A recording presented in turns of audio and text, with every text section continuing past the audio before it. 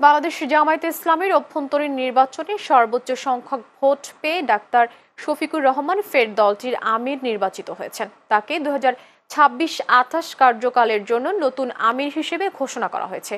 আজ দলটি থেকে পাঠানো এক প্রেস বিজ্ঞপ্তিতে এই তথ্য জানানো হয়।